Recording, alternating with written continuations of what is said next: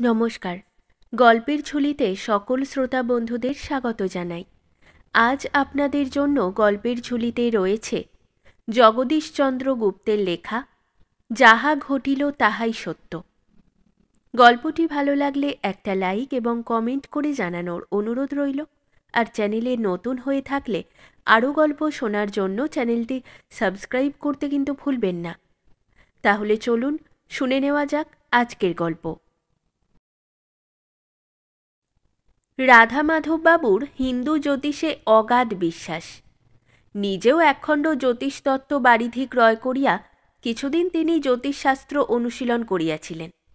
সুতরাং শুদ্ধ দীপিকা, জ্যোতিষতত্ত্ব, জ্যোতিষ প্রকাশ, জ্যোতিষরত্ন, জাতক চন্দ্রিকা, খনা বরাহমিহির, বৃহৎ পরাশরী প্রভৃতি জ্যোতিষ গ্রন্থের যা সারভাগ, তার সহিত তিনি অল্পবিস্তর পরিচিত। উপরন্তু তিনি শুদ্ধ দীপিকাও স্বতন্ত্রভাবে পাঠ করিয়াছেন। জ্যোতির্বিদগণ নিশ্চয়ই পরিজ্ঞাত আছেন যে এই পুস্তকই জ্যোতিষশাস্ত্রের আদি প্রামাণিক গ্রন্থ। গোবিন্দানন্দ ও রাঘবাচার্যকৃত দুইটি টীকা এবং প্রাণতোষ বিদ্যানিধিকৃত সরল বঙ্গানুবাদ থাকায় শুদ্ধ দীপিকা খুবই সহজবোধ্য হইয়াছে। রাধামাধব সতৃষ্ণ চিত্তে এবং প্রবল অনুসন্ধিৎসা লইয়া মাঝে মাঝে এই রাশিকৃত প্রাঞ্জলতার ভিতর নিমগ্ন হইয়া যান। রাধামাধবের ছোট দুটি ভাই বেণীমাধব আর কুঞ্জমাধব বন্ধুবর্গের কাছে দাদার প্রজ্ঞা ও জ্যোতিষবিদ্যায় পারদর্শিতার গল্প করে, কিন্তু সেই গল্প শুনিয়া হাত বা কোষ্ঠী দেখাইয়া ভবিষ্যতের ছায়া দেখিতে কেহ কখনো তাহার কাছে আসে নাই। আসে না ভালোই করে, আসিলে তিনি মুশকিলে পড়িতেন। কারণ গণনার সাহায্যে যবনিকা বিদীর্ণ করিয়া অনাগত কালের অভ্যন্তরটা দেখাইয়া দেওয়া শ্রমসাধ্য ব্যাপার, তাহাতে তিনি রাজি নন। দ্বিতীয়ত, নিজের গণনা অভ্রান্ত হইবেই বলিয়া তিনি সাহস দেখাইতে পারেন না। সে সাধ্য আছে কেবল জ্যোতিষার্ণব শ্রী প্রেমনিবাস ভট্টাচার্যের, তার কথাই বলিব। রাধামাধব সসম্মানে বিএ পাশ করিয়া অল্প বেতনে ব্যাংকে ঢুকিয়াছিলেন। এখন পান 100 টাকা। ছোট ভাই দুটি কলেজে পড়ে, মা বর্তমান। বিবাহ তিনি যথাসময়ে এবং যথারীতি নিশ্চয়ই করিয়াছিলেন, কিন্তু ভারী একেবারে অভাবনীয় সংকট উপস্থিত হইল একটি বিষয়। বধূ চন্দ্রিকার বয়স মধুর 15 হইতে সুউচ্চ 23-এ উঠিয়া গেল, কিন্তু ছেলে হইল না। শাশুড়ি এবং তাহার সুখাকাঙ্ক্ষীগণ প্রতীক্ষায় থাকিয়া থাকিয়া ক্লান্ত হইয়া উঠিলেন এবং রাধামাধব বিস্ময়ে একেবারে হতবুদ্ধি হইয়া গেলেন। চন্দ্রিকার সন্তান না হওয়া ভয়ঙ্কর অন্যায়, জ্যোতিষশাস্ত্র মতে অসম্ভব অন্যায়, অবিশ্বাস্য ঘটনা। বিবাহের লগ্ন প্রভৃতি হইতে আদ্য ঋতুর বার তিথি মাস উচ্চস্বরে ঘোষণা করিতেছে যে চন্দ্রিকার গর্ভে সন্তান সঞ্চার অবশ্যম্ভাবী, কিন্তু তার সময় যে যায় যায়। রাধামাধব তার জ্যোতিষতত্ত্ব বারিধি এবং সঠিক ও সানুবাদ শুদ্ধ দীপিকা অগ্নিতে নিক্ষেপ করিবেন কিনা আক্রোশে অস্থির হইয়া তাহাই ভাবিতেছিলেন। এমন সময় একদিন তিনি চমকিয়া উঠিয়া দেখিলেন যে তিনি অসংশোধনীয়ভাবে অপরাধী হইতে হইতে ভাগ্যবশত বাঁচিয়া গিয়াছেন। অর্থাৎ তিনি জানিলেন যে চন্দ্রিকা অন্তঃসত্ত্বা হইয়াছে। চতুর্দিকে অপরিসীম উল্লাসের মাঝে চন্দ্রিকা একটি পুত্র সন্তান প্রসব করিল। জ্যোতিষার্ণব উপস্থিত ছিলেন, জাতকের ভাগ্য গণনা করিলেন। প্রচুর আয়োজনপূর্বক এবং প্রভূত রেখা ও অঙ্কপাত করিয়া তিনি সিদ্ধান্তে উপনীত হইলেন এবং পরিশ্রমের ফল প্রকাশ করিলেন সুদীর্ঘ বাক্যবিন্যাসে। সংক্ষেপে তার মর্ম এই যে জাতক পুণ্যবান, নিরীহ এবং ধনশালী হইবে। আয়ুটা? রাধামাধবের কণ্ঠে উদ্বেগ এবং আগ্রহ ধ্বনিত হইল। স্তবে তুষ্ট দেবতা যেমন করিয়া ভক্তকে বরদান করেন, তেমনি তৃপ্তিপ্রদ প্রসন্ন হাস্যের সহিত জ্যোতিষার্ণব বলিলেন, বিস্তর আয়ু, 80 ঊর্ধ্ব। রাধামাধবের চিন্তা দূর হইল, কিন্তু জ্যোতিষার্ণবের গণনা অভ্রান্ত কিনা তাহা প্রমাণিত হইতে বিলম্ব আছে। ছেলেটির বয়স এখন মাত্র 18 মাস, তবে ছেলেটি নিরীহ তেমন নয়, চুরি করিয়া বাতাসা খাইতে শিখিয়াছে। শ্রদ্ধার সহিত আহুত হইয়া জ্যোতিষার্ণব 18 মাস পরে আজ পুনরায় আসিয়াছেন। ওই সময়ের মধ্যেই চন্দ্রিকা দ্বিতীয়বার গর্ভবতী হইয়াছে। এমনকি ঠিক এই মুহূর্তেই সে প্রসব যন্ত্রণা ভোগ করিতেছে। রাধামাধব পরমাণুর গোড়া, তিনি সূক্ষ্মাতিসূক্ষ্ম গণনা সত্য সত্যই চান। তাহার জন্য পরিশ্রম এবং অর্থব্যয় করিতে তিনি প্রস্তুত। সেই দিকেই লক্ষ্য রাখিয়া এবারও তিনি কোনো দিকেই আয়োজনে বিন্দুমাত্র ত্রুটি রাখেন নাই। এমনকি জ্যোতিষার্ণবকে তিনি উপবাসী রাখিয়াছেন এবং শুভ্র বস্ত্র পরিধান করাইয়াছেন। কারণ জ্যোতিষশাস্ত্র বলিতেছে, দৈবজ্ঞ সোপবাসন্তু শুক্লাম্বর ধর সূচি। এই অনুরোধ রক্ষা করার জন্য, অর্থাৎ উপবাস ক্লেশের বিনিময়ে জ্যোতিষার্ণব অতিরিক্ত এবং সন্তোষজনক দক্ষিণা পাইবেন, এইরূপ প্রতিশ্রুতি তাহাকে সবিনয় প্রদান করা হইয়াছে। একটি নয়, দুটি নয়, 3টি ঘড়ি রাধামাধব সংগ্রহ করিয়াছেন। একটি তার নিজের, খুব মূল্যবান নয় বলিয়া নিজের ঘড়িটাকে তার সম্পূর্ণ বিশ্বাস নাই। বিশ্বাস করিতে পারা যায় এমন একটি পকেট ঘড়ি তিনি জনৈক বন্ধুর নিকট হইতে চাহিয়া আনিয়াছেন। প্রায় 300 টাকা মূল্য তার। কিন্তু আরও আবশ্যকতা অনুভব করিতেই তিনি প্রতিবেশীর দেওয়াল ঘড়িটা আনিয়াছেন। সেটাও বেশি দামের, এবং সে সময় ঠিক রাখে বলিয়া তার মালিক পুনঃ পুনঃ অভয় দিয়াছেন। স্টেশন এবং ডাকঘর হইতে ঘড়ি মিলাইয়া আনিয়াছেন। পুনঃ পুনঃ তার সন্তোষ জন্মিতেছে ইহাই লক্ষ্য করিয়া যে 3টি ঘড়ি একসঙ্গে কাঁটায় কাঁটায় সময় রাখিয়া চলিতেছে। ঘড়ি না হইয়া মানুষ হইলে এমন কঠিন পরীক্ষায় পড়িয়া তারা বোধহয় কুণ্ঠিতই হইত, এবং বোধহয় বারবার অমন করিয়া তাকাইতে রাধামাধবকে তারা নিষেধই করত। জ্যোতিষার্ণবের একেবারে চোখের উপর রহিয়াছে সর্বাপেক্ষা দামি ঘড়িটা। জ্যোতিষার্ণব সময়টা তৎক্ষণাৎ দেখিবেন। প্রথম পুত্র ভূমিষ্ঠ হইবার সময়েও রাধামাধব সমুদয় ব্যবস্থা ঠিক এমনই করিয়াছিলেন। সময় সম্বন্ধেও ঠিক এমনই সতর্ক ছিলেন। এবারেও জ্যোতিষার্ণবের সম্মুখে ঘড়ি ছাড়া তার একেবারে হাতের কাছে কাগজ পেন্সিল তিনি রাখিয়া দিয়াছেন। খবরটি পাইবা মাত্র ঘড়ি দেখিয়া যাহা কর্তব্য জ্যোতিষী তাহা করিবেন, উপকরণ অভাবে তার অসুবিধা না হয়। দায়ীকে বলা আছে, সন্তান ভূমিষ্ঠ হইবা মাত্র জানাইবে, মুহূর্ত বিলম্ব করিবে না। রাধামাধবের উদ্যম প্রশংসনীয়। জ্যোতিষার্ণব পতাকি চক্র অঙ্কিত করিয়া স্থির চিত্তে অপেক্ষা করিতেছেন। জাতকের জন্মকালীন রাশিচক্রে যে যে রাশিতে গ্রহ ও লগ্ন অবস্থিত আছে, সেই সমস্ত গ্রহ ও লগ্ন পতাকি চক্রে সেই সেই রাশিতে সংস্থাপিত করিয়া তিনি জাতকের শুভাশুভ চিন্তা করিবেন। রাধামাধব দৈবজ্ঞের এই অঙ্কন কার্যে বিশেষ মনোযোগের সহিত এবং যেন ধৃষ্টতার জন্য তিনি ক্ষমাপ্রার্থী এমনই সবিনয়ে কিঞ্চিত সাহায্যও করিয়াছেন। সবাই নিঃশব্দ, খালি ঘড়িগুলো শব্দ করিতেছে, আর প্রসবাগারের ভিতর হইতে যন্ত্রণায় অল্প অল্প গোঙানির শব্দ আসিতেছে, কিন্তু তাহাতে কাহারও দুঃখ নাই। ছেলে গো! সংবাদ পৌঁছিতেই একটা চাঞ্চল্য দেখা দিল।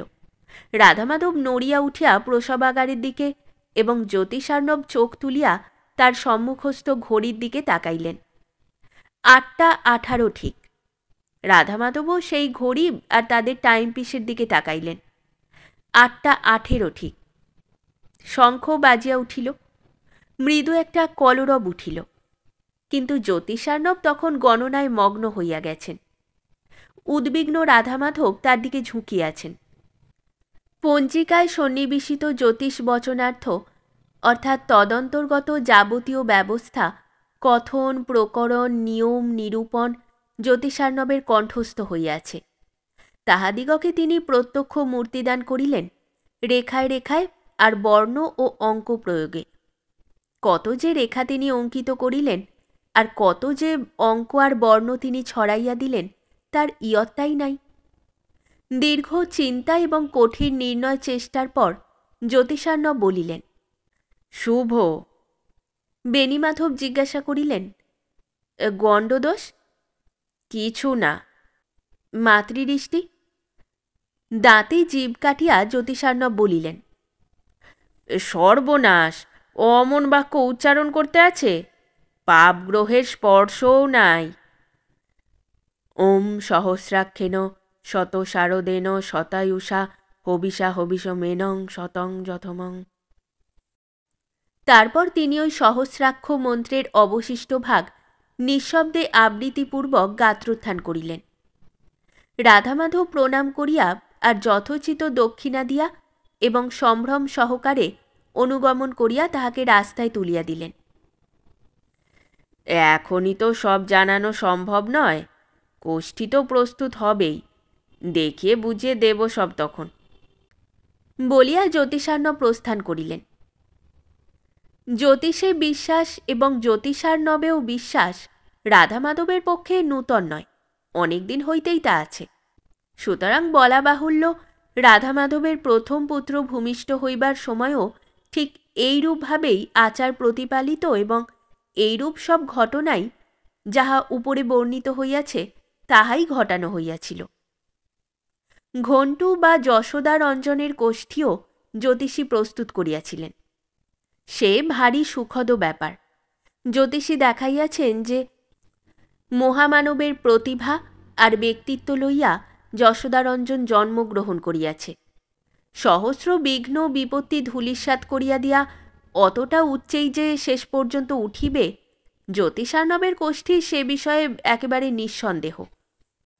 রাধামাধবের মা মহামায়া বিবেচক মানুষ, প্রচলিত রীতির প্রতি লক্ষ্য রাখিয়া তিনি চলেন।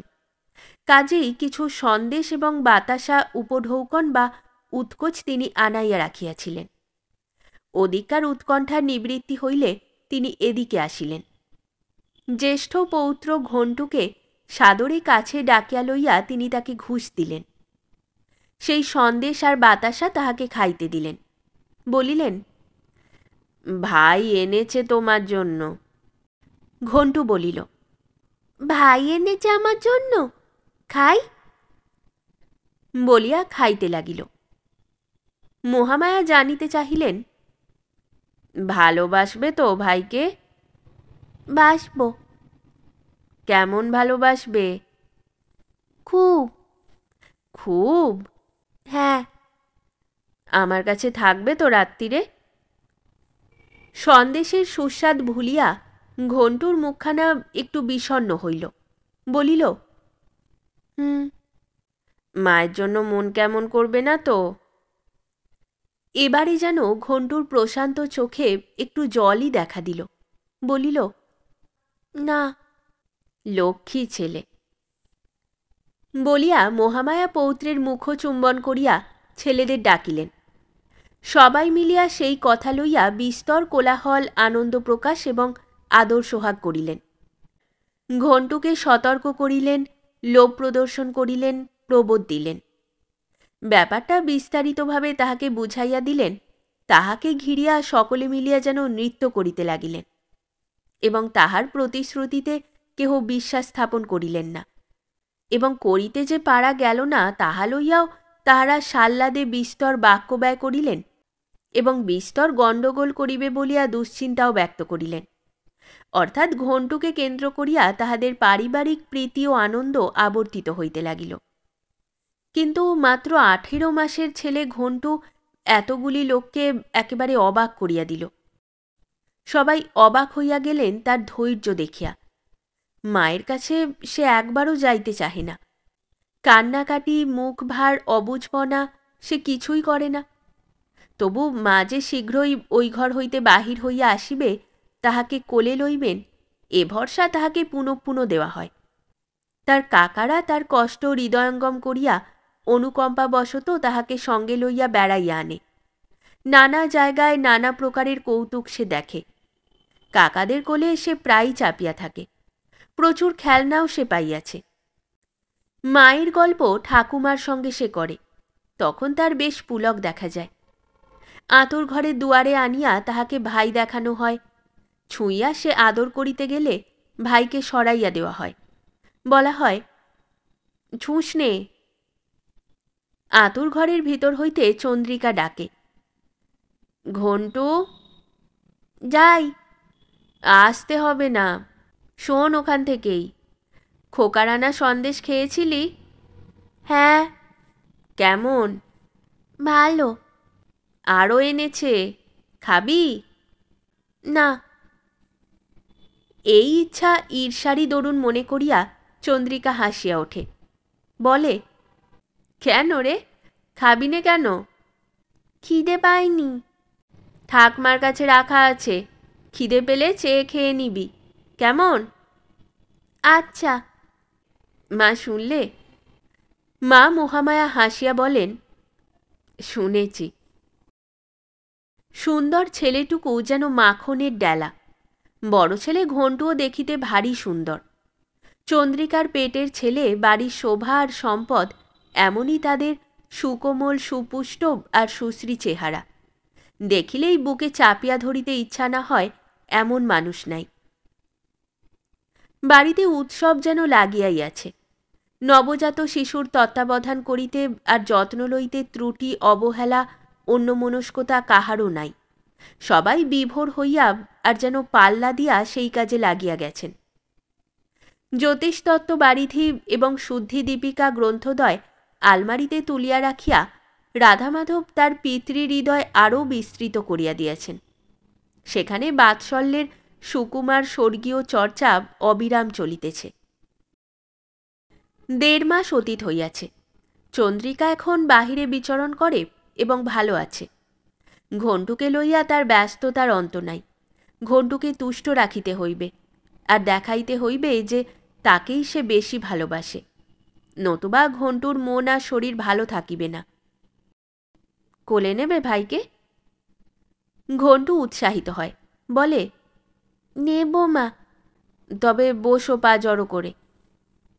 ঘন্টু কোল পাতিয়া পা গুটাইয়া বসে। চন্দ্রিকা ছোটটাকে তার কোলের উপর ধীরে ধীরে রাখিয়া দেয় আর পাহারা দেয়।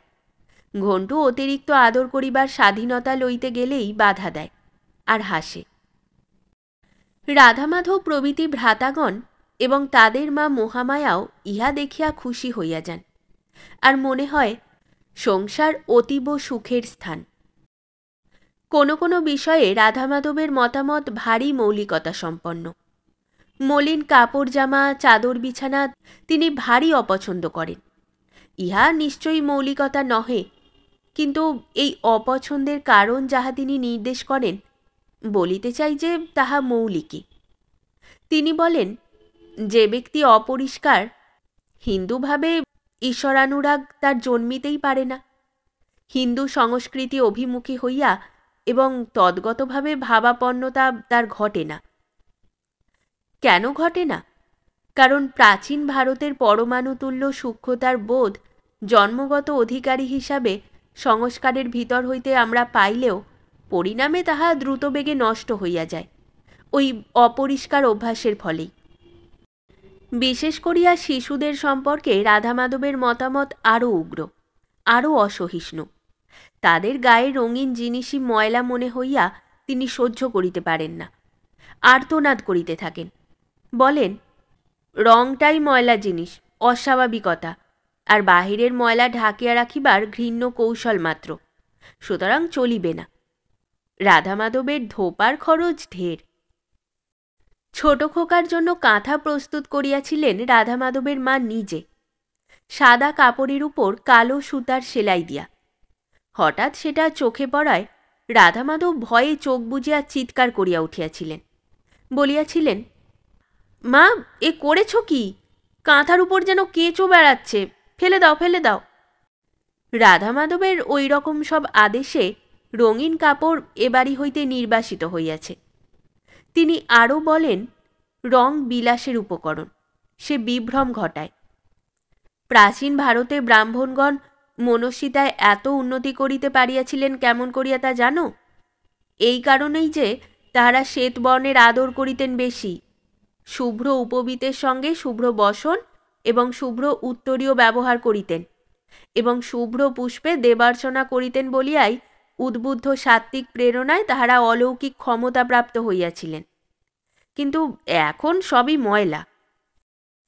রাধা মাধবের ওইসব বাচনিক পরিপক্কতা এবং বিঘ্ন কাহারও মনে সুখের ক্ষতির কারণ হয় নাই।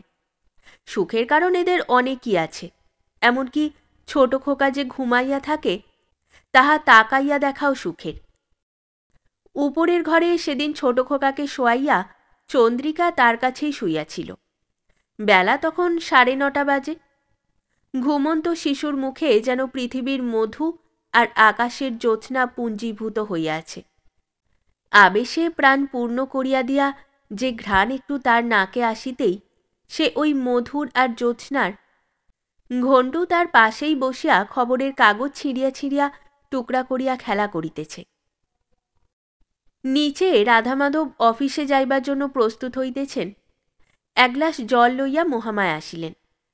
অফিসে বাহির হইবার আগে একটি সিগারেট শেষ করিয়া এক গ্লাস জল খাওয়া রাধামাধবের অভ্যাস।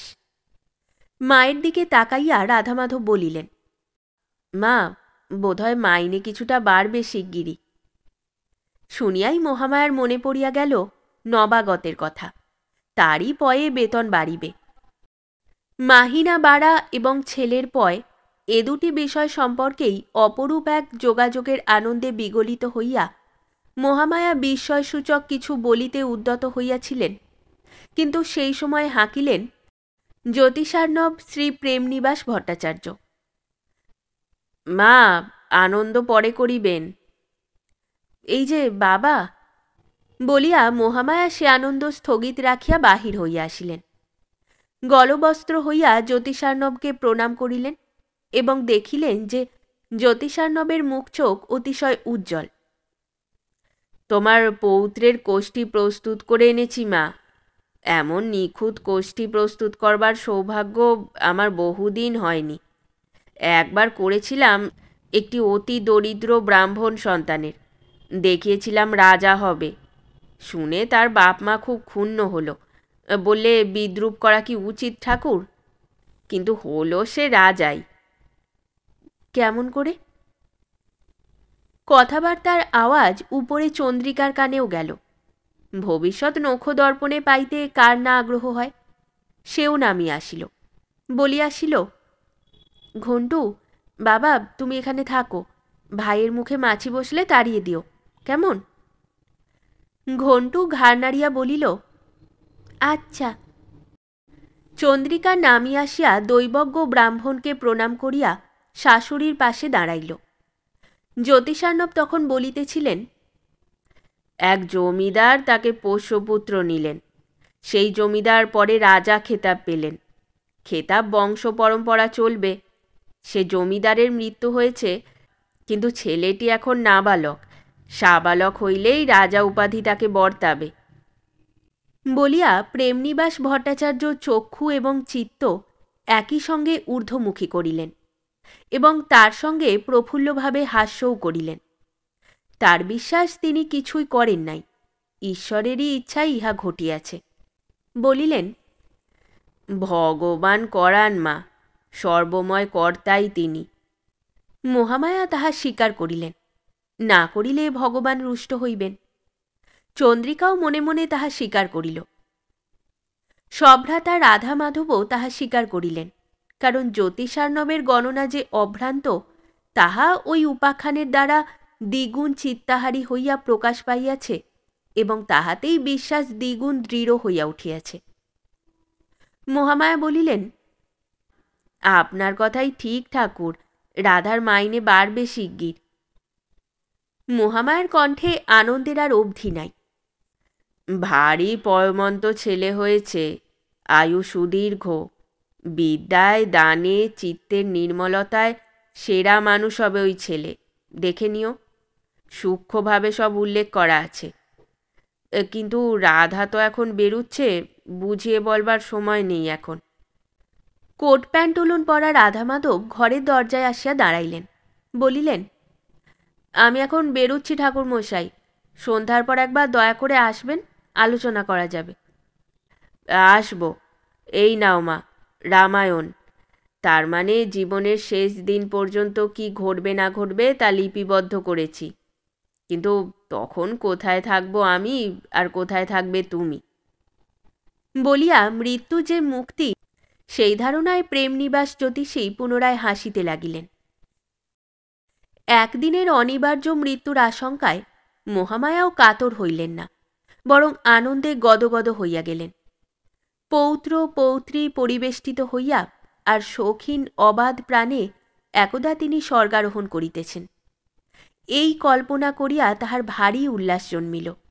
হাত বাড়াইয়া কোষ্ঠীখানা লইয়া তিনি তার লেখককে কৃতজ্ঞতা জানাইলেন, বলিলেন, আশীর্বাদ করুন। করেছি। ঘণ্টু আসিয়া তার মায়ের কাছে দাঁড়াইয়াছিল। চন্দ্রিকা হঠাৎ তাহাকে দেখিতে পাইয়া বলিল, খোকাকে একলা রেখে এলি? বলে এলাম যে বসে থাকতে। ঘণ্টু বলিল, খোকা ঘুমোচ্ছে। রাধামাধব বলিলেন, শিগগির যাও কেউ ওপরে, বেড়াল ফেরাল ঢুকবে। সেদিন কাগজে পড়ছিলাম কাদের একটা কচি ছেলেকে হুলো বেড়ালে কামড়ে খেয়ে ফেলেছে।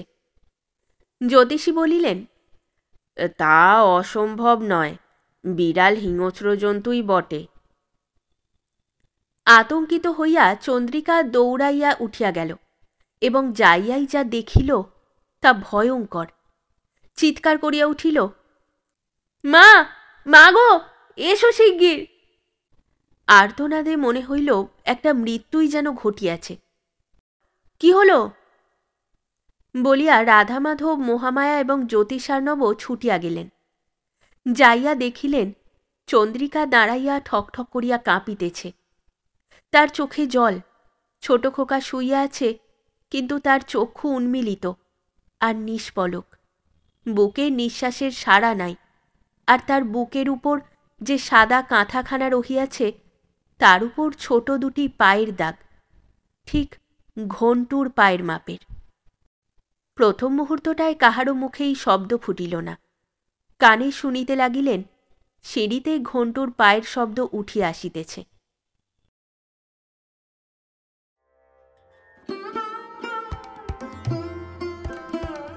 শেষ হল আমাদের আজকের গল্প। গল্প পাঠে এবং বিভিন্ন চরিত্রে আমি ঋষিতা। গল্পটি ভালো লাগলে লাইক এবং শেয়ার করে দেবেন, আর চ্যানেলে নতুন হয়ে থাকলে আরও গল্প শোনার জন্য চ্যানেলটি সাবস্ক্রাইব করতে কিন্তু ভুলবেন না। খুব তাড়াতাড়ি নতুন একটি গল্প নিয়ে ফিরে আসব। সকলে ভালো থাকুন, শুনতে থাকুন গল্পের ঝুলি।